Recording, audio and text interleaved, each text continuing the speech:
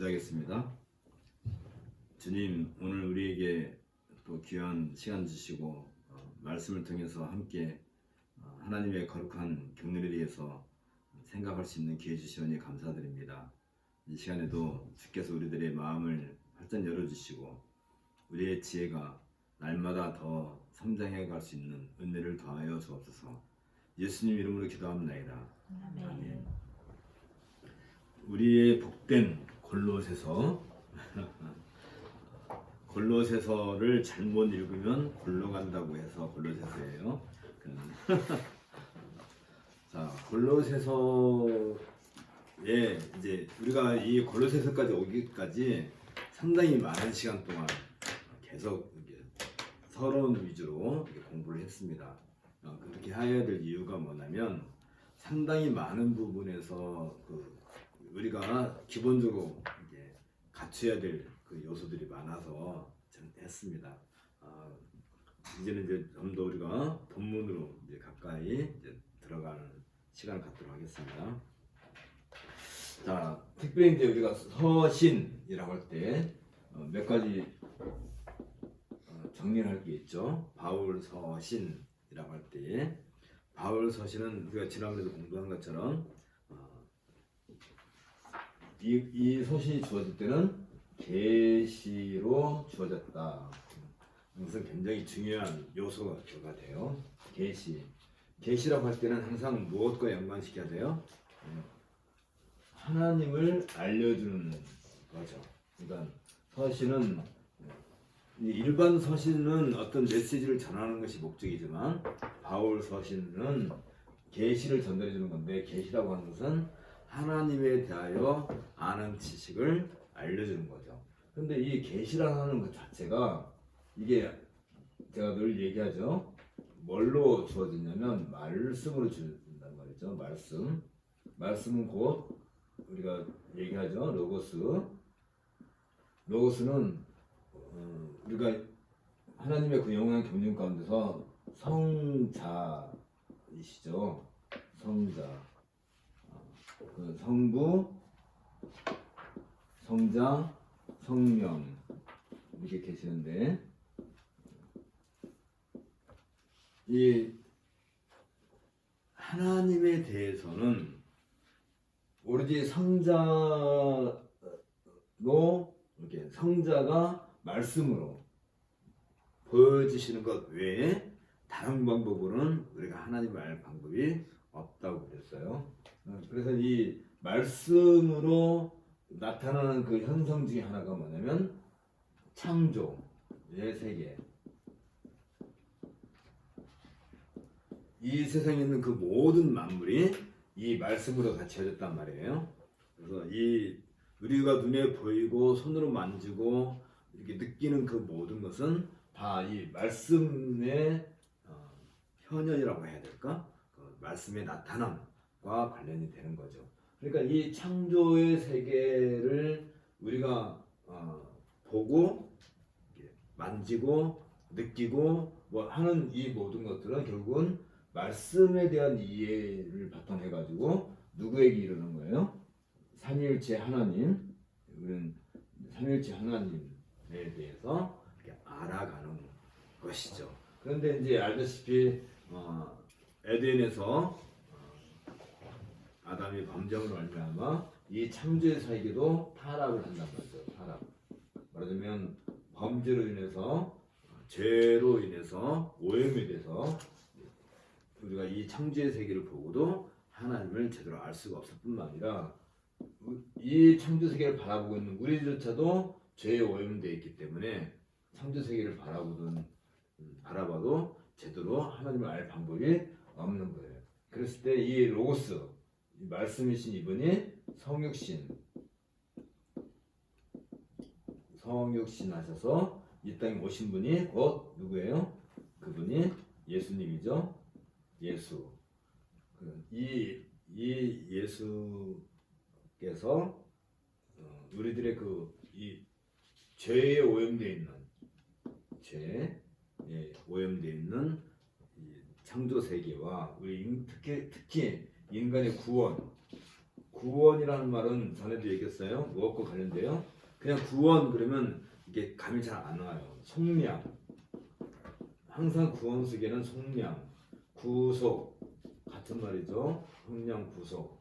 이 구속이라고 한다는 것은 특히 제사와 깊은 관련이 있어요. 어떤 제사? 피 흘림의 제사. 피 흘림의 제사. 속량, 구속. 이게 구약의 제사제도의 의미입니다. 우리 다 공부한 거 지금 복습하는 거예요. 그래서 구약의 제사제도에서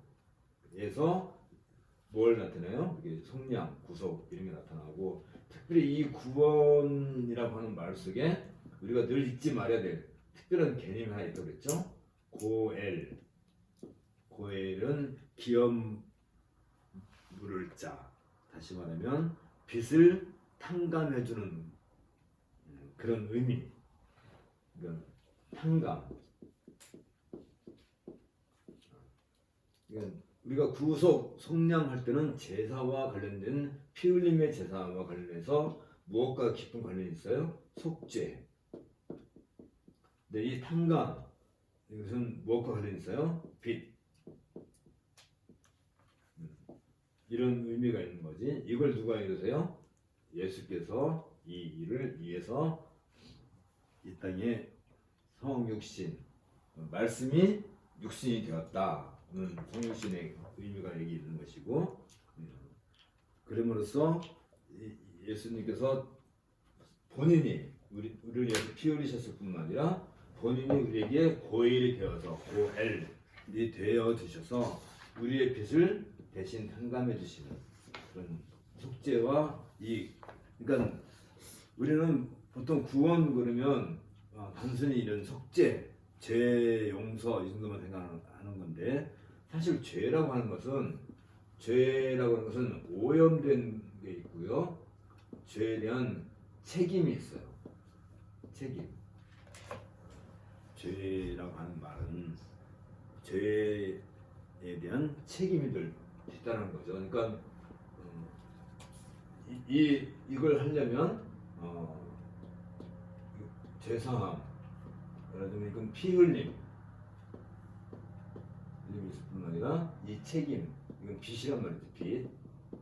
빚에 대한 탕감 이런 개념이 여기 예수 그리스도의 그 자체가 이제 십자가 사건을 통해서 우리가 이 모든 문제들이 이제 말끔하게 해결이 돼요.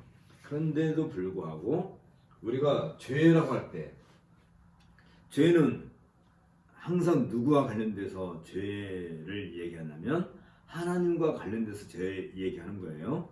다시 말하면 우리 사이에 잘잘못 따지면 잘잘못이죠. 그건 잘하고 잘못한 것이고 그것에 대해서 잘못한 사람은 잘한 사람에게 배상을 하는 거죠. 그렇죠? 아니면 이제 내가 죄를 졌기 때문에 뭐 교도소를 간다든지 아니면 교도소를 안 가려면 배상을 충분히 해주는 우리 사이에는 그런 걸로 얘기하지만 하나님과 우리 사이는 이런 걸로 대신 어떻게 할 수 없어요. 특별히 이 죄의 가장 큰 원인 제공이라고 해야 되나? 원인자. 가장 큰 그 원인자는 뭐냐면 하나님께서 아담에게 이 동산에 있는 모든 나무의 열과는 너가 이면을 먹되 선악을 알게 하는 나무의 열매는 먹지 마라 하는 그 말씀을 순종하지 않은 것이 죄란 말이죠. 말씀을 순종하지 않은 것. 말씀을 순종하지 않았다는 것은 무엇과 관련되냐면 이 말씀을 하신 분이 누구인가에 대한 인식에 대한 문제. 인식. 이분이 누군가? 도대체 누구신가? 이 하나님이 누군가를 알아야 이 하나님이 말씀하신 그 내용에 대해서 내가 순종을 하든 아니면 복종을 하든 할 텐데 이 말씀을 내가 시행하지 않고 불순종했을 때는 결국은 하나님이 누구인가에 대한 인식, 이해에서 오류가 발생한 거죠. 이에서 오류. 이게 결국은 죄란 말이죠. 그러니까 이렇게 생각해야 돼요. 아담이 직접 선악을 안 따먹었지. 하와가 갖다 줬지. 그럼 아담은 하와가 갖다 준 그 선악을 알게 된 나무를 먹었단 말이에요. 그러면 죄는 누가 지은 거야? 하와가 죄를 지은 거야? 아담이 죄를 지은 거야? 아담이 죄를 지은 거예요. 그러면 아담은 어떻게 해야 돼? 선악을 알게 된 나무를 따갖고 오면 하와에게 이거 먹지 마라 했으니까 먹지 말아야지 이걸 왜 따갖고 왔느냐 하고 하와를 책망을 했었어야지. 그렇죠? 그러면 이 책망을 하지 않고 그 열매를 받아 먹었을 때에 아담의 머릿속에는 먹어도 괜찮겠다라고 스스로 판단을 했든지 아니면 나 이거 먹고 차라리 죽어버릴래 했든지 간에 거기에는 무엇에 대한 이게 문제냐면 하나님이 누구인가에 대해서 아담 스스로가 시험을 한 거예요. 하나님이 아담을 시험한 게 아니라 그 선악을 알게 한 나무 열매를 가져왔을 때 아담 스스로가 이 열매를 먹으면 정말 죽을까? 아니 뭐 죽겠지. 어떻게 될까? 하고 먹든지 아니면 하나님의 말씀이 과연 이렇게 사랑이 많으신 분인데 설마 나를 죽이시겠어? 하든지 간에 잠깐 뭐가 됐든지 간에 먹는 그 행위 자체가 누구를 시험해요? 자기 자신을 시험하는 거라고. 하나님께 들고 와서 하나님 나 이거 먹어도 돼요? 먹지 말라고 하셨는데도 불구하고 한번 나 먹어볼래요. 그러니까 하나님께 물어봤냐고요. 그냥 내 스스로가 판단을 한 거야. 내가 알아서 결정을 한 거야. 그러니까 이 이해의 오류라고 하는 이 속에 누가 이 오류의 주체가 돼요? 바로 나 자신, 아담 스스로가. 그러니까 하나님에게 오류가 있고 오점이 있고 잘못이 있어서 죄가 발생하는 것이 아니라 내가 그 하나님에 대해서 잘 알든 잘 모르든 또는 하나님의 말씀에 대해서 순종을 하려고 했든 안 했든 또 그 말씀이 진짜로 그렇게 될지 안 될지 이런 모든 것에 있어서 그것을 판단하고 시험하는 그 주체는 바로 나 자신. 항상 하나님과 나 사이에 어떤 문제가 발생했을 때는 하나님에게 문제가 있는 게 아니라 항상 우리에게 나에게 문제가 있는 거란 말이죠. 그래서 그 결과가 되는 것이 이 죄는 어떤 행위, 이 죄를 짓는 범죄 행위 이전에 항상 무엇과 관련된다고요? 이해 또는 지식, 알다 다 같은 의미로 이해가 된다 한다면 바로 하나님에 대한 지식에서 내가 시험을 하는 거지. 하나님을 아는 것에 대해서 내가 스스로 시험을 한다든지 도전을 한다든지. 특히 사람들은 도전하길 아담은 도전한 것은 아닐 거예요. 네, 이거 먹으면 하나님께서 분명히 죽으라 했으니까 난 죽을 거야. 그런데 하나님의 말씀보다 눈앞에 있는 하와가 더 뭐라고 할까? 더 사랑스러웠다 해야 되나? 그러니까 하나님의 말씀을 따를지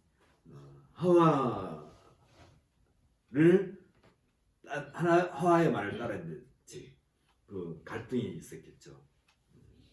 그런 것처럼 아담은 스스로가 시험을 받은 거지. 흔히 우리들이 보통 이제 하는 말 가운데 사탄이 우리를 시험한다. 또는 우리가 사탄의 시험을 받는다. 또 이제 어떤 사람이 어려움이 있으면 집사님이나 권사님 찾아가가지고 이건 사탄이 우리를 시험하는 거라고 이겨내야 된다고 보통 그런 말을 해요. 시험. 사탄이 우리를 시험하나요? 사탄한테 시험 받은 적 있어요? 사탄이 이렇게 어제 수능 시험 보는 날인데 시험지 주고 우리한테 다 풀라고 내는 적 있었나요? 사탄은 우리를 시험할 수 없어요. 사탄이 우리를 시험할 만한 그런 권세도 없고, 알다시피 욥기에 보면 사탄이 욥기 거기에 이제 욥기는 사탄으로 안 나오지, 시험하는 자로 이름이 시험하는 천사로 이름이 등장하죠. 근데 그가 욥에게 온갖 고통과 고난을 줘서 욥을 시험할 때조차도 하나님의 허락을 받아서 했단 말이에요. 자기가 마음대로 하는 게 아니란 말이죠. 어떤 점에서 사탄은 우리를 시험할 수 없어요?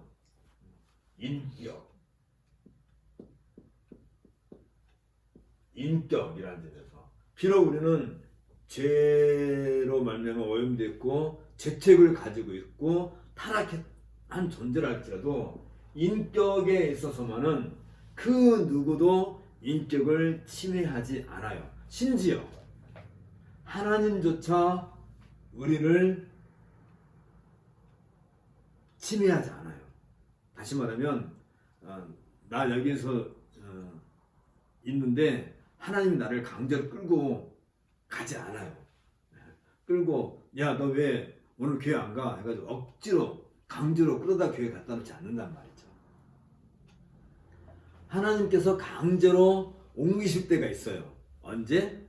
하나님께서 귀한 어떤 계시를 보여주기 위해서 특별히 다니엘이라든지 바울이라든지 이런 선지자들, 또 에레미야라든지 이런 사람들에게는 그런 특별한 어떤 그건 뭐에 관련돼요? 하나님의 계시 차원에서는 관련이 돼요. 그러나 멀쩡한 우리를 갖다가 억지로 강제로 끌어다가 하지 않아요. 이게 또 어디에서 나타나냐면 성령께서 하시는 일도 이것과 깊은 관련이 있어요. 성령께서 우리가 전혀 마음이 없는데 성령께서 우리 마음을 확 열어가지고 성령을 충만케 이게 에너지를 쫙 넣어주질 않아요. 근데 많은 사람들이 막 손 열고 성령으로 충만케 해주세요. 막 그렇게 요구한다 해가지고 충만케 되는 게 아닌 거예요. 왜요? 인격에 대해서는 그 누구도 침해할 수 없어요. 다시 말하면 나의 인격을 누가 됐든지 내 인격을 침해하는 것 자체가 그건 아주 사악한 행위이고, 심지어 사탄도 우리에게 와가지고 이렇게 수덕수덕 해가지고 김 집사님 이렇게 우리를 유혹하거나 그렇지 않아요.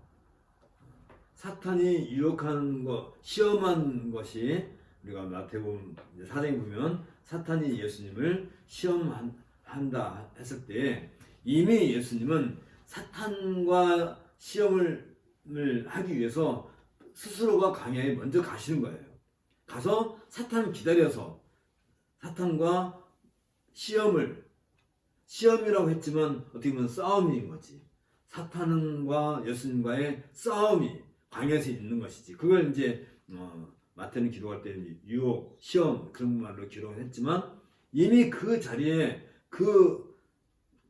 가서 그 자리로 가기로 결정한 건 누구예요? 예수님 스스로 자신이 그 결정을 하셨단 말이에요. 그건 예수님이니까 그것도 결정하실 수 있는 거지. 내가 나 사탄 유혹을 받겠어 하고 내가 막 나서갖고 사탄의 유혹을 받을 수 있나요? 절대 그런 건 아니에요. 그러니까 어디 가서 이건 사탄이 우리를 시험하는 거야. 그리고 우리가 이걸 이겨내야 돼. 이런 말을 하는 게 아니에요. 그런 말을 하는 것도 아니고 사탄은 또 우리를 시험할 만큼 한갓진 그런 존재가 아니야. 사탄이 하는 일이 엄청나게 많아요. 되게 바빠갖고 우리는 안중에도 없어. 사탄이 우리 하나 시험하려고 자기 일 다 내팽이 치고 우리한테 와가지고 쑥덕거리고 우리를 시험에 들게 하지 않아요. 그러니까 모든 시험은 다 어디서 나와요? 아담도 그랬고 다 자기 자신에게서 자기가 자기를 시험하는 거지. 자, 이 이야기 하나만 갖고도 우리가 계시의 성격이 무엇인지를 알 수 있을 거예요. 계시는 하나님이 자신을 드러내 보여주는 것이 계시인데, 계시라 해가지고 하나님이 강제로 우리에게 집어넣어 주지는 않아요. 이해가 가시죠? 하나님이 우리를 강제로 시험하지도 않을 뿐만 아니라 하나님이 우리를 강제로 나는 하나님을 알 마음도 없는데 우리 머리에다가 이게 주사 바늘을 꽂아가지고 하나님 아는 지식을 쭉 밀어 넣어주고 그러지는 않아요. 단지 보여줄 뿐이에요. 보여주는 것 뿐이야. 그러면 그것에 대해서 우리는 어떻게 해야 돼요? 보여준 그것에 대해서 뭘 해야 돼? 듣고 보고 판단하고 그리고 행하고.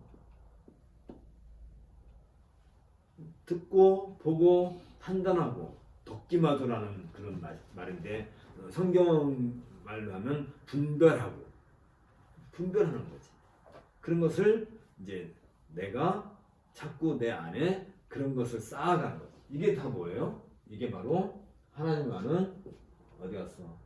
이게 하나님 아는 지식이야. 이거 올라갔어. 지식. 계시를 주시면 이 계시에 대해서 하나님께서 보여주시는 것, 내 보여주는 것에 대해서 우리는 듣고 보고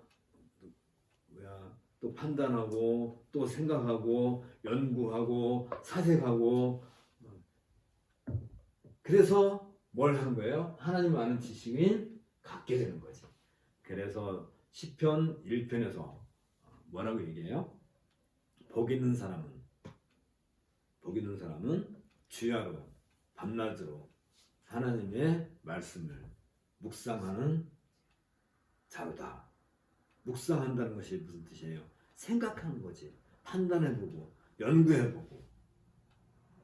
그렇다가 복 있는 사람이라 할 때 결국은 복 있는 사람은 누구예요?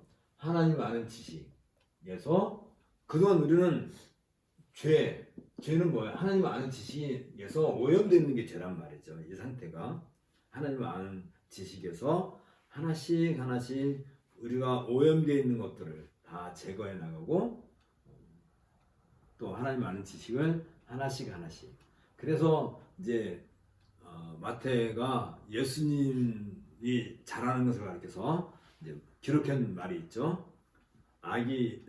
이제 예수가 점점 자라면서 키가 자라면서 지혜도 자라더라 라고. 키가 자라면서 뭘 자란다고요? 지혜가. 이 지식 다시 말하면 하나님을 아는 지식, 지혜.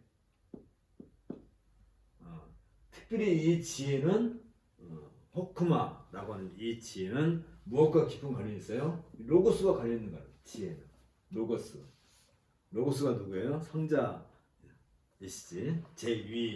제2위이신 성자이시지. 근데 예수님은 키가 자라면서 예수님도 지혜가 자랐어. 참 묘하죠. 그러니까 우리가 예를 들면 이제 우리가 다 자란 거잖아요. 다 자랐으면 우리가 하나님 아는 지식에서 다 자라야 된다는 얘기지. 내 몸무게만큼 하나님을 아는 지식이 채워져야 된다는 얘기지. 그런데 그게 안 돼 있으면 속이 빈 거지. 그죠? 이게 뭐야, 알맹이 없는 과일 같은 거지. 이제 호두가 이렇게 있는데 호두를 딱 까니까 안에 텅 빈 알맹이만 있으면 껍데기만 남은 호두 같으면 뭐가 되겠어요? 그러니까 알이 차야 되는데 알차다, 알이 찼다. 알이 찼다는 말을 실력이라고 하죠. 실력. 알차다는 건 실력이 있다는 거죠. 실력. 내 안에 실력을 알차게 가꾸는 것이 곧 지식, 그것이 지혜고, 하나님 아는 지식이 곧 지혜란 말이죠. 그랬을 때 우리는 이 죄로부터 우리가 해방되는 자유로움, 죄로부터 우리가 자유로워지게 되는 거죠. 그래서 예수님은 뭐라고 말씀하세요?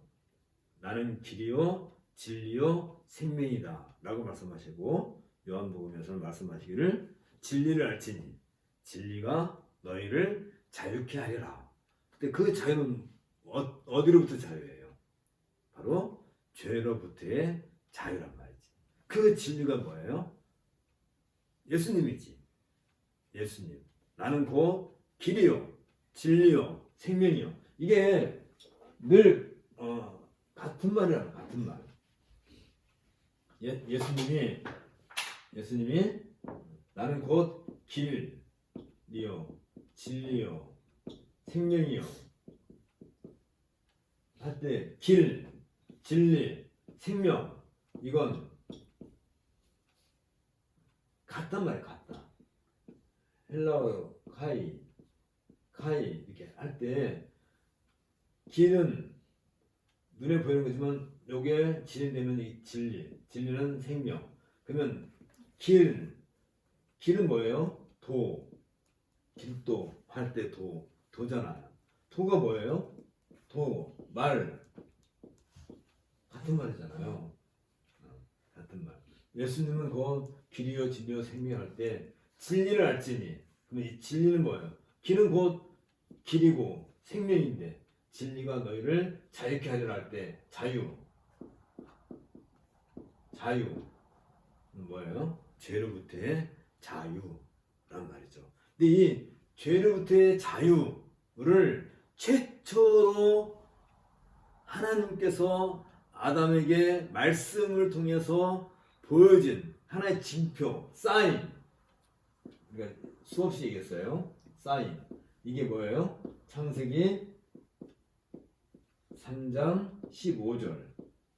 여자의 후손. 그게 누구예요? 예수님이지.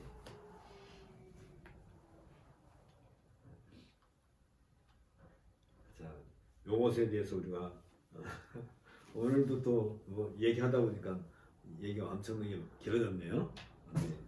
충분히 이런 것을 할 때 결국은 계시는 어떻게 주어져요? 말로 주어지든지 아니면 글로 써서 주어지든지 아니면 선지자나 예수님과 같이 어떤 행위로 그걸 드러내든지 간에 이 계시는 다 무엇과 관련돼요? 로고스와 관련된 것이고, 그것을 아는 것이 지혜고 지시고 그게 곧 진리란 말이야. 그게 길이고 생명이고 진리고. 그때 우리는 죄로부터의 자유를 받는다라고 할 때에, 자, 이 말 한마디 하려고 여기까지 길게 왔어요. 고린도서 1장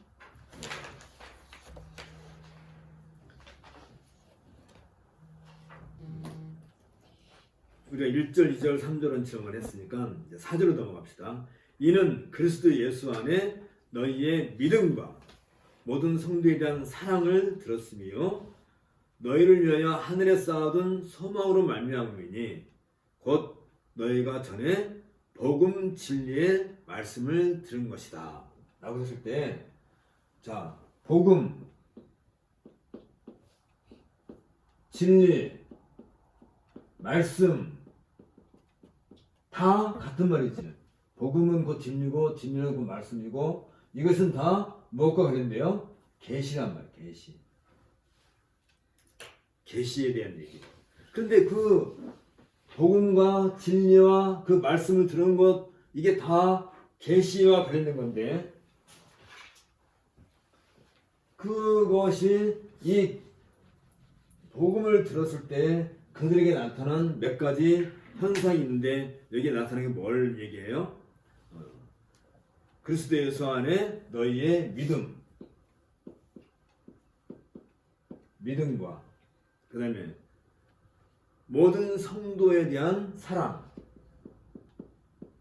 그리고 하늘에 쌓아둔 소망. 그럼 믿음과 사랑과 소망은 어디서 나온 거예요? 바로 거기 나온 거죠. 복음, 진리, 말씀에서 나온 거란 말이지. 복음, 진리의 말씀을 들음으로써. 그러면 사람이 들으면 자동으로 이게 나오나요? 복음을 듣고 진리의 말씀을 듣고 그리스도의 말씀을 우리가 성경을 통해서 읽으면 자동으로 내 안에서 믿음도 발생하고 사랑도 이렇게 들춰나고 또 하늘에 쌓아둔 소망 이게 막 생기나요? 자판기가 아닌 거예요. 왜 아까도 내가 얘기했잖아요. 인격. 왜 하나님은 우리에게 인격을 주셨고 비록 타락했어도 우리에게 이 인격은 남겨두셨느냐 하면 인격이 하는 일이 뭐예요? 이 계시에 대해서 다시 말하면 복음 진리의 말씀을 듣는 그 듣는 행위 듣고 보고 만지고 도마가처럼 예수님의 손발도 만져보고 옆구리도 만져보고 막 자꾸 따져야지. 그거 갖다가 우리는 뭐라고 한다면 분별한다. 아까도 얘기했죠? 분별. 분별. 무엇이 참인지 무엇이 거짓인지 이걸 자꾸 분별하는 훈련이 필요한 거예요. 그래서 언제부터 그런 훈련을 해요? 아기가 태어나자마자부터 젖을 먹으면서부터 아기가 입으로 젖을 이게 엄마 젖을 빨면서부터 이게 참젖인지 거짓젖인지 아기가 판단을 하는 거예요. 만일 아기 입에 엄마의 젖을 물려주지 않고 좀 미안한 얘기지만 성화지? 아기 입에 다른 젖을 이렇게 물려줘 봐봐요. 어떻게 되겠어요? 물론 젖은 젖이니까 뭐 생명에는 큰 해는 않겠지 모르지만 설령 뭐라 할까요? 독약이 담긴 뭘 줘도 애들이야 받아 먹겠지. 그러나 어쨌든 어렸을 때부터 아이들은 어머니 젖을 이게 입을 빨면서부터 이게 판단하기 시작하는 거란 말이에요. 자꾸. 그 나중에는 이게 가짜면 안 먹는다든지 이게 판별이 생기는 거잖아요. 그러니까 뭐가 지혜가 자라는 거지. 분별하면서. 그러면서 나타나는 현상이 믿음과 사랑과 소망인데 특별히 이 믿음과 관련해서는 아주 중요한 얘기를 우리가 전에도 얘기했었죠.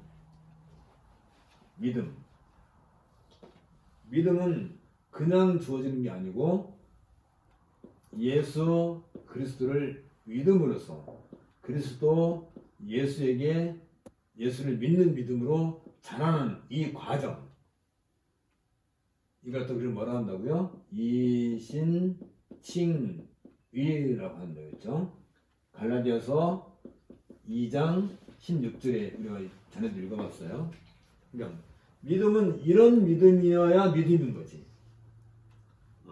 그냥 나는 하나님을 믿사옵나이다 라고 말로만 해서 믿음이 아닌 거예요. 그러면 뭘 알아야 돼요? 도대체 예수는 누구고 그리스도는 누군고 이런 것들을 자꾸 알아가는 거지. 이걸 자꾸 알아가야 거기에 참된 믿음이 자라나는 거예요. 처음에 믿음의 씨앗, 이 믿음의 씨앗은 분명히 하나님의 선물로 우리에게 주어진 것이긴 하지만 그냥 놔두면 씨앗은 어떻게 돼야 돼요? 심어야 되는 거지. 심어서 계속해서 자라나야 나중에 열매를 맺는 거잖아. 우리는 그래서 이 믿음에 대해서 바르게 이해하는 것부터 시작하면 믿음은 결국은 사랑을 낳고 이 사랑의 행위는 결국은 소망에까지 우리를 이끌어가요. 특별히 소망은 여기에서 무엇과 관련시켜요? 하늘에 쌓아두는 소망이라. 이 말도 굉장히 재미있는 말이죠. 우리의 소망은 어디에 있어요?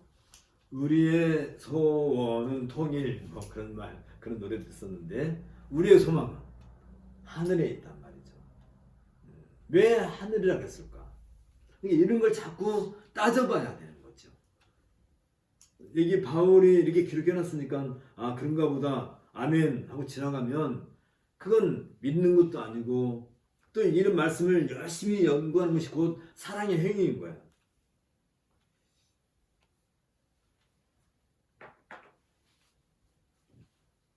그리고 이제 바울은 이 골로새서를 쓸 때에 바로 이런 우리가 말한 이런 내용들을 가지고 바울은 골로새서를 기록할 때 특별히 어떤 목적이 있었는데 그 목적이 어디 나오냐면 1장 6절에 나와요. 1장 6절 한번 읽어보세요. 이 복음이 이미 너희에게 이르매 너희가 듣고 참으로 하나님의 은혜를 깨달은 날부터 너희 중에서와 같이 또한 온 천하에서도 열매를 맺게 맺어 자라는도다. 자, 복음 여기도 나오죠. 이 복음 그러면 우리 뭘 생각해야 돼요? 지금 이걸 생각하셔야 돼요. 내가 제일 먼저 써놨잖아요. 계시, 복음, 진리, 말씀, 거기서 뭐 믿음, 사랑, 소망. 그럼 이 계시는 그동안 이 계시에 대해서 지금 거의 한 상당한 시간 동안 설명을 했는데 이런 내용들이 이 말 속에 담겨 있어야 돼요. 이 복음이 이미 너에게 이름에 했을 때에 이 한 구절만 봐도 이 복음이 이미 너에게 이름에 했을 때 이걸 그냥 여러분들이 읽고 지날 게 아니라 아 지금 이 복음 여기 보세요. 이 복음 여기에 이렇게 쭉 얘기한 이 모든 것들이 다 복음에 대한 거잖아요. 이 복음이 골로새 교회 성도들에게 이름에 이르렀을 때에 그 자리에 우리도 함께 있는 거야. 다시 말하면 이 복음이 이미 너에게 이름에 했을 때는 이 대상에는 바로 우리도 있는 거예요. 여러분들도 이 자리에 있는 거야. 그렇게 받아들여야 되는 거지. 그런데 문제는 뭐냐면 지금까지는 이 복음이 너에게 이름에 그러면 아 어떤 복음이라는 게 있는가 보다. 그게 골로새 교회에 갔는가 보다. 나하고는 everything is nothing. 나하고는 아무 상관이 없어.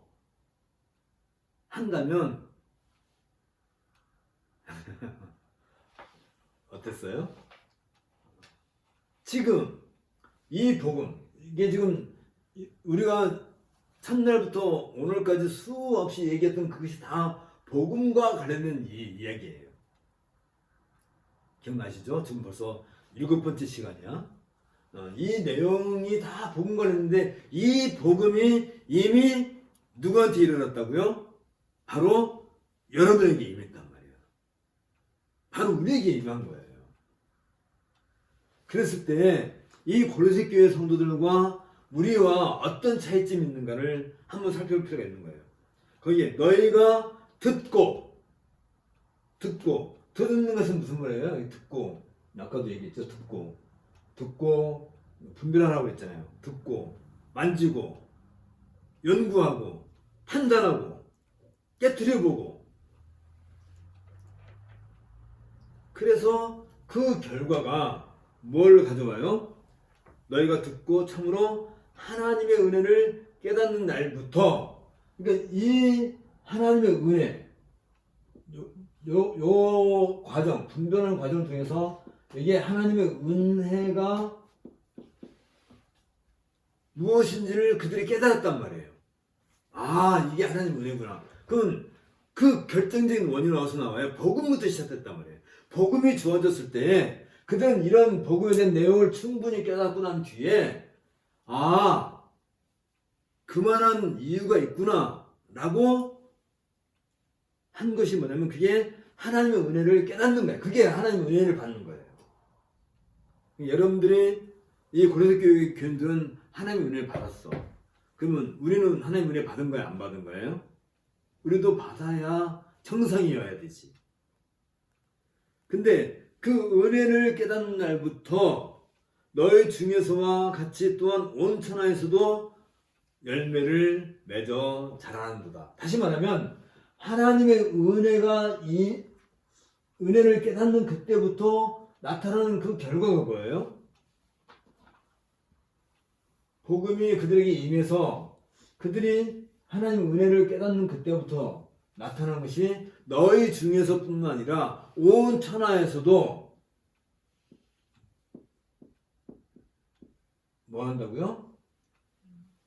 무슨 열매? 다시 말하면 이 복음의 열매가 맺어 자라는다. 이 복음이 이 말 무지무지하게 중요한 말이에요. 근데 이 복음이라고 할 때 이 복음에 대해서 우리는 늘 그냥 피상적으로만 생각해. 지금 이게 다 얘기했잖아요. 복음은 길이요 진리요 생명이고 또 이 길과 진리와 생명이 상징하는 그 모든 것들에 대해서 이 앞에서 우리가 다 얘기한 거고 그게 곧 창세기 3장 15절에서 이미 예표된 것이고 그게 예수고 그리고 성육신이고 이신칭의고 이런 모든 얘기를 우리가 지난 시간 동안 충분히 얘기를 했어요. 그러니까 여기서 이 복음이 이미 너에게 이르렀을 때 다시 말하면 우리가 지금 이걸 읽잖아요. 이 복음이 이미 나에게도 이르렀을 때에 그리고 우리가 그걸 듣고 그리고 들었을 때 어떤 결과가 나와요?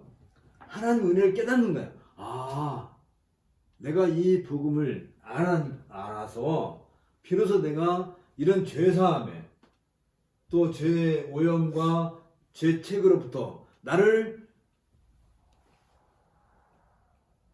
구원해 내시는 속량과 또 고해 그런 구원의 그 개념이 깨달아지는 거지. 그게 하나님의 은혜야. 그거 없으면 하나님 은혜를 받았다가 할 수가 없어요. 아까는 하나님이 우리를 시험하지도 않고 또 사탄이 우리를 시험할 수도 없으니까 뭐 우리가 하나님부터 시험받은 거야 아니면 사탄에게 시험받은 거야 이런 말 할 수도 없지만 해서는 안 되지만 하나님의 은혜는 우리가 깨달아야 되는 거지. 깨달을 때는 어떻게 해야 된다고요? 이 호두 안에 여기 있네. 이게 좀 귤이죠. 귤 안에 색색이 들었을 것 같아요? 안 들었을 것 같아요? 만져보면 알아요? 껍질을 까보면 알지. 그쵸? 확실한 것. 얼마나 요즘에 이미테이션 잘 만들어 놔가지고 귤과 똑같이 만들어 놨어. 사과도 만들어 놓고 떡도 만들어 놓고 그래서 이거 입으로 먹어봐요. 먹혀져요?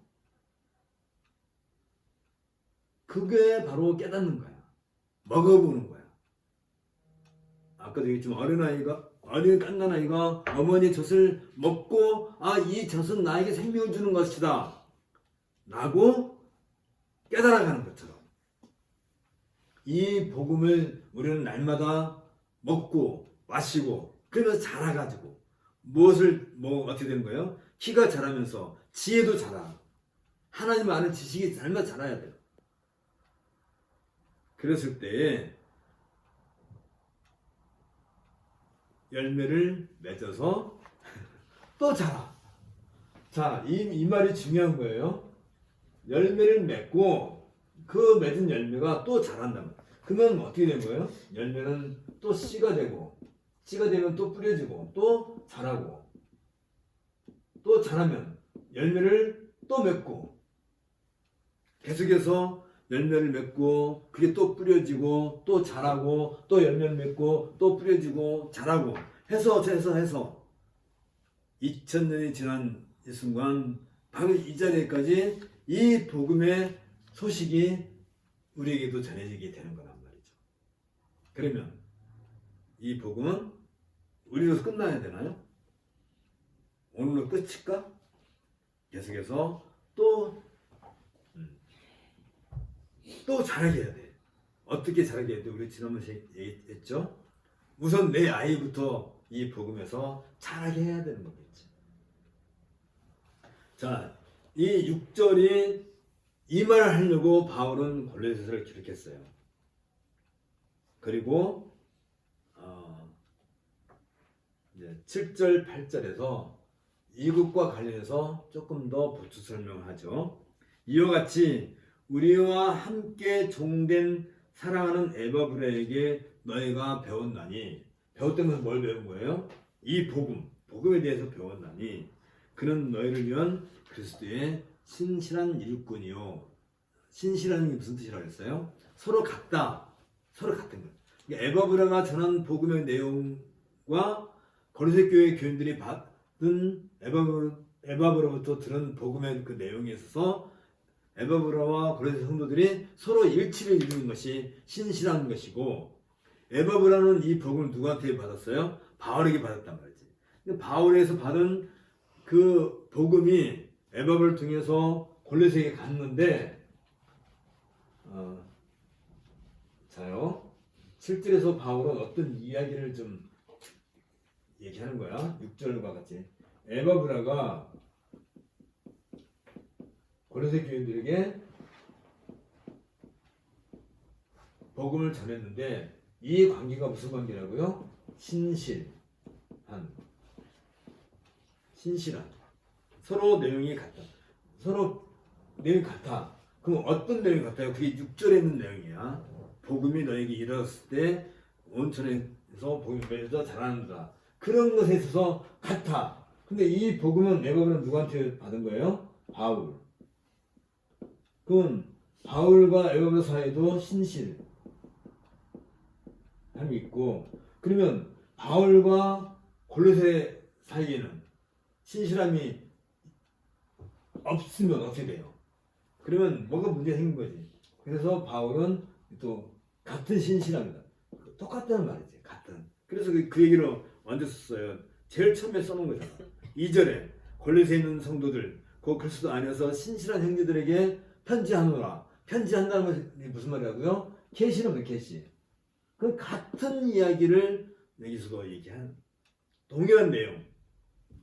그게 내용이 어떤 거라고요? 복음 진리의 말씀을 들은 것인데 그게 1.6절에 있는 얘기고, 그런데 여기 이 신실함이라고 하는 속에 바울이 아주 큰 틀을 하나 만들어줘요. 그게 뭐냐면 거기 8절에 있는 것처럼 성령 안에서 너의 사랑을 우리에게 알린 자니라. 성령 안에서 골로새에는 어떤 일이, 이 복음을 듣게 난 뒤에 믿음과 사랑과 소망, 믿음과 사랑과 소망의 열매가 맺혀지는데, 이것을 에바브라가 가지고 바울에게 왔었단 말이죠. 그들이 골로새 교회 성도들이 맺었던 그 믿음의 열매, 사랑의 열매, 소망의 열매는 하나의 열매야. 말하자면 동일한 열매인데 그 열매를 가리켜서 믿음, 사랑, 소망 이렇게 이름을 붙이는 것이지. 믿음 없으면 사랑도 없는 거예요. 그렇죠? 사랑 없으면 소망도 없는 거고, 소망이 없으면 믿음도 없는 거고. 그러니까 믿음과 사랑과 소망은 항상 같이 있는 거야. 이걸 따로 분리할 수가 없어요. 믿음이 있으면, 참된 복음이 있는 곳에는 믿음과 사랑과 소망은 항상 같이 있는 거지 따로 있지 않아요. 자,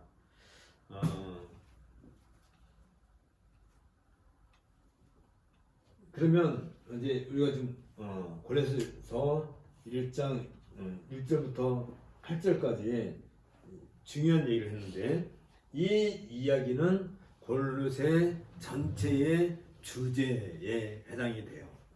다시 말하면 우리가 1절부터 8절까지 이야기를 다 이제 우리가 자세히 공부했잖아요.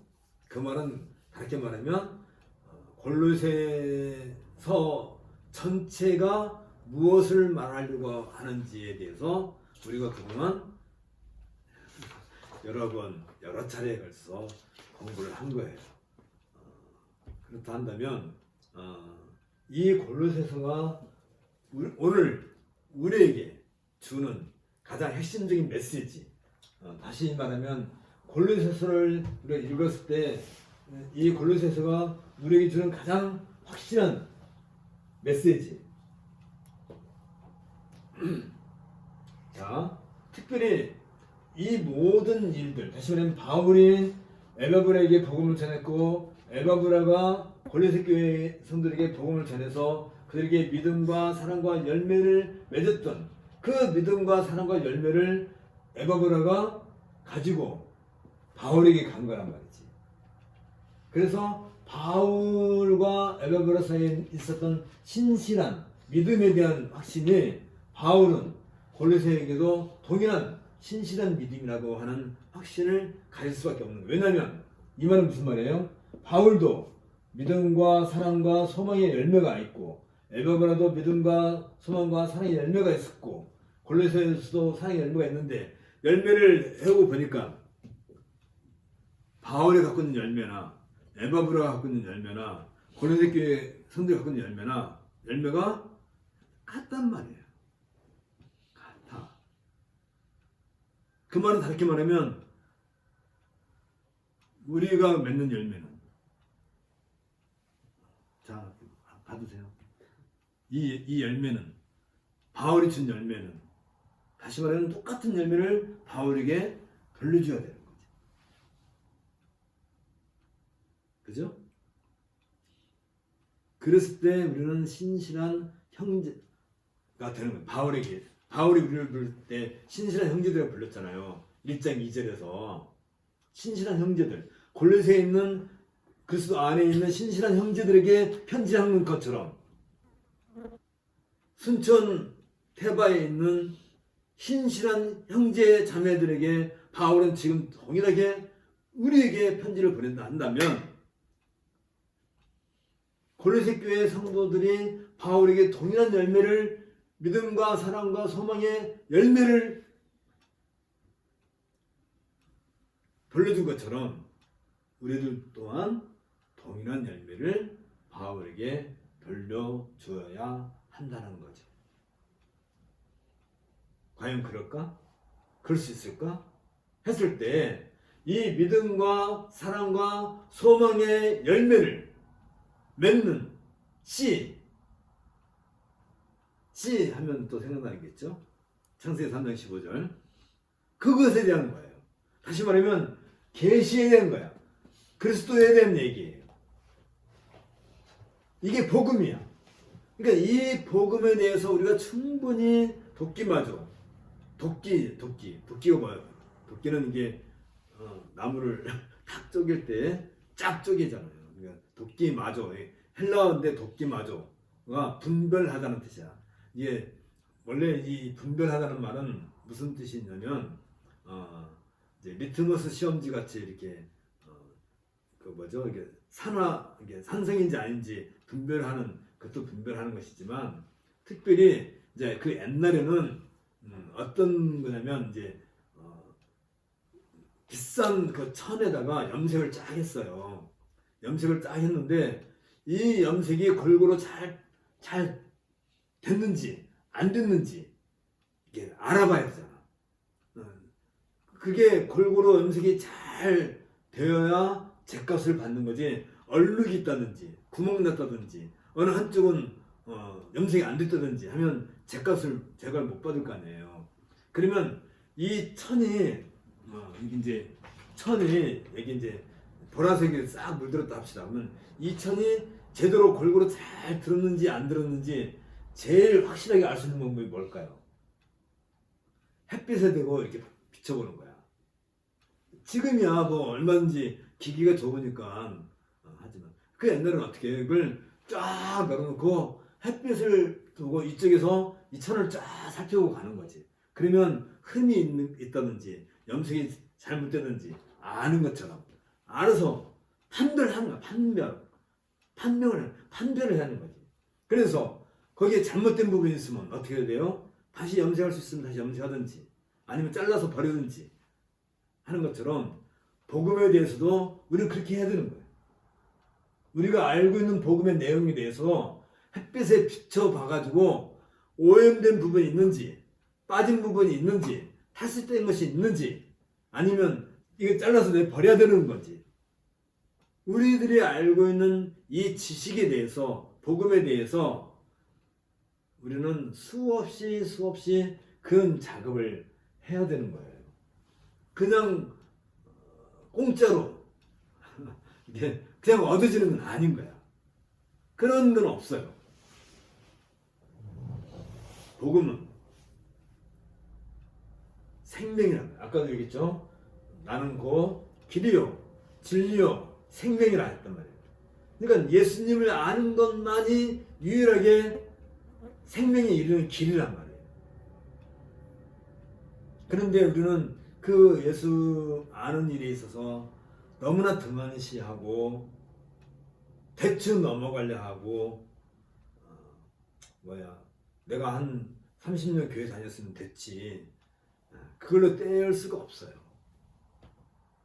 30년 동안 염색을 한 장인이라 할지라도 30년 동안 염색을 해서 아주 누가 봐도 장인이고 명인이고 그 사람 것은 틀림없다 할지라도 그 사람 것은 틀림없는 이유가 왜 그 사람의 그 천은 틀림없어요? 그 사람은 남들이 안 하는 일을 하는 거예요. 항상 그 사람은 자기가 염색한 천을 들고 햇빛에 비춰가지고 잘못된 것이 있는가 없는가를 늘 확인하고 확실한 제품만 시장에 내놓는 거예요. 그게 그 사람의 명성인 거잖아요. 아니에요? 그냥 염색했으니까 야 대충 갖다 말려서 갖다 팔아. 그랬으면 그 사람은 그런 명인이 아닌 거야. 복음도 마찬가지예요. 우리가 복음을 들었으면 이 복음이 정말 그런가 아닌가 심사숙고하고 돕기마저 분별해내.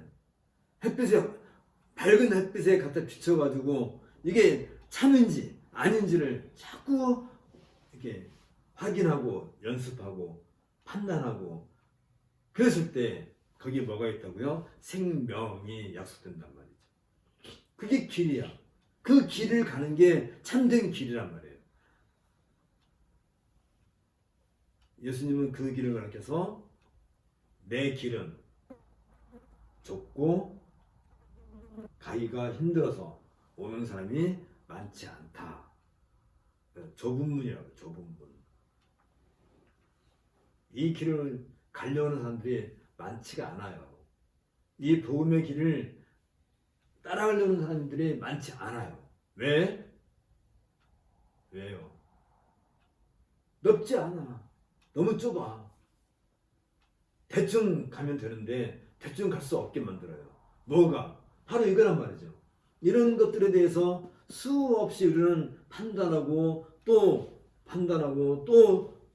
공부하고 또 확인해 봐야 되고 또 뒤져봐야 되고 또 햇빛에 이렇게 비춰봐야 되고 완성품을 향해서 계속해서 나가는 훈련을 하지 않으면 우리의 믿음이라는 것은 참된 믿음이라고 할 자신이 없는 거죠. 사실은 해서는 안 되는 거지. 그런데 우리는 뭐요? 천국 갔네. 나는 구원 받았네. 나 구원 받았네. 너 구원 받았네. 우리 구원 받았네. 그냥 우리끼리 결정하고 말아. 구원은요. 이 구원, 구속 아까도 얘기했지만 이건 절대적인 주권이 하나님께 있어요. 우리가 결정할 수 있는 권한은 아무것도 없어요. 내가 구원받았다고 우겨서 구원받을 수 있는 것도 아닌 거예요. 구원은 철저하게 하나님의 주권에 속한 문제예요. 단지 그 하나님께서 우리에게 약속을 해주시는 거야. 창세기 3장 15절에서 여자의 그 후손을 약속해 주셨던 것처럼 여기 1장 6절에서 이 복음이 이미 너에게 이르매, 그러면 그 창세기 3장 15절에 있는 그 약속의 성취인 이 복음이 이미 우리에게 임했단 말이야. 임했어요. 내가 원해서가 아니야. 내가 이게 있는 줄 알고 집을 팔아가지고 가서 사갖고 온 것도 아니에요. 이미 우리에게 임했단 말이에요. 임한 것 자체가 하나님의 주권이고 하나님의 선택이에요. 그럼 어떻게 하라는 거예요? 우리가 참된 복음을 받았다 한다면, 참된 복음을 우리가 이런 것을 했던다면 이 복음에 대해서 맛을 봐야지. 어린아이도 엄마 젖인지 아닌지 맛을 보고 먹든지 삼키든지 하는 것처럼 우리도 이 복음에 대해서 맛을 봐야지. 자꾸 그래서 깨달아 가야지. 그래서 키가 자라면서 지혜가 자란 예수님처럼 우리들도 자꾸 자라나야 되는 거예요. 여기 보니까 골로새 교회 성도는 어떤 일을 했냐면 이 복음을 듣고 그것이 하나님의 은혜로 우리에게 복음이 주어졌다 를 깨닫고 이런 지식이 자꾸 쌓이면서부터 어떤 일이 생겼어요? 우리들 안에서뿐만 아니라 온 천하에서도 이 복음이 다시 심어지고 다시 자라는 그런 결과를 가져갔다. 그래서 우리가 바로 그 열매로 이 땅에 있는 거예요. 그러니까 우리가 지금 이 순간 이 복음에 대해서 말씀을 듣고 골로새 교회 성도들이 이랬었구나 라고 우리가 지금 여기서 함께 공부하는 이 자체가 이미 이르러서 하나님의 은혜로 그들이 깨달았던 그 열매로서 우리가 지금 여기 있는 거예요. 이 말은 무슨 말이에요? 앞으로 우리가 이 말씀 듣고 깨닫는 이 일, 오늘 이것이 앞으로 10년 뒤에, 앞으로 100년 뒤에 또 다른 누군가에게도 이 복음이 전해져 가지고 그들이 이 말씀을 듣고 깨닫는 일들이 끊임없이 계속될 거예요. 그 과정에 우리는 마치 역사의 쇠사슬처럼, 아니 그 뭐라고 해야 되죠?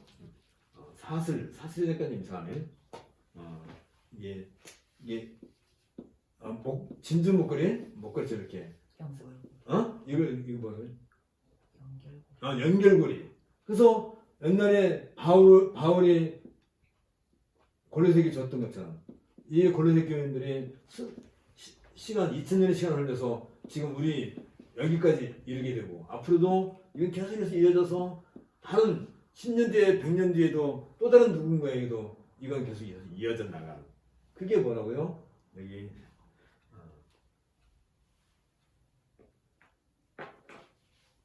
근데 이 일에 있어서 가장 중요한 결정적인 이 일을 하는 것은 1장 8절 성령 안에서 굉장히 중요한 사도행전 1장 8절에서도 성령의 권능이 너에게 임하시면 했는데 골로새 1장 8절에서도 성령 안에서. 그러니까 바울은 이 골로새 교회 성도들이 이런 복음의 열매를 맺고 사랑의 열매를 맺고 하는 이 모든 것을 이 바울에게 골로새 교회 성도들이 바울의 사랑을 이렇게 증거한 것처럼 지금 우리가 여기서 이 말씀을 듣고 깨닫고 우리가 복음에 대해서 점점 확신을 가져가는 이 모든 것이 결국은 바울에게는 사랑으로 우리가 되돌려주는 일이 되는 것과 같아요.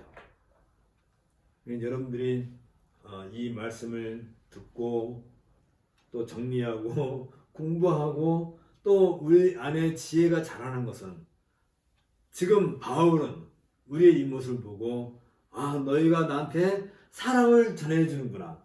바울은 우리의 이 행위를 보고 사랑을 느낀단 말이지. 사랑을 해봤어요? 사랑 해봤어요? 지금도 사랑하면 가슴이 두근거리나요? 늘 그래요? 역시 청춘 듣기만 하여도 뭐 어쩐다고? 사랑하면 또 듣기만 해도 막 떨려요. 그 떨림이야, 떨림. 예, 공감. 내가 이 말씀을 들을 때 내 마음이 뜨거워지잖아요. 예수님께서 엠마오로 내려가는 제자들에게 그리스도께서 구약 성경을 통해서 그리스도께서 그 제자들에게 예수가 왜 십자가에 못 박혀 죽어야 될 것인가 설명하니까 그 제자들이 뭐라고 그래요? 우리가 그 말을 들을 때 우리의 마음이 뜨겁지 아니하더냐? 그게 바로 사랑이란 말이에요. 사랑. 우리가 이 말씀을 듣고 이 지혜 말씀을 듣고 우리 안에 뭔가 에너지가 사랑이 북돋아 오는 것처럼 동일한 그 진동이 바울 사도도 지금 똑같이 느끼고 있는 거예요. 아, 여기 순천 태바 광장에서 지금 이들이 이렇게 진리의 말씀을 가지고 열심히 공부하고 있구나. 그 뜨거움을 바울 사도도 동일하게 누리고 있는 거란 말이죠. 그게 우리가 바울에게 주는 사랑의 열매가 되는 거죠. 어떻게 함으로써 말씀을 잘 듣고 잘 깨닫고 또 계속해서 역사를 통해서 진보해 나가, 진전시켜 나가는 그 일이에요. 그런 이 모든 일은 물론 성령 안에서 이루어진 일이겠지만 이제 서론은 이제 그만합시다. 이제 여기까지 이제 서론을 마치고 이제 다음 시간부터 이제 중요한 내용 이제 9절부터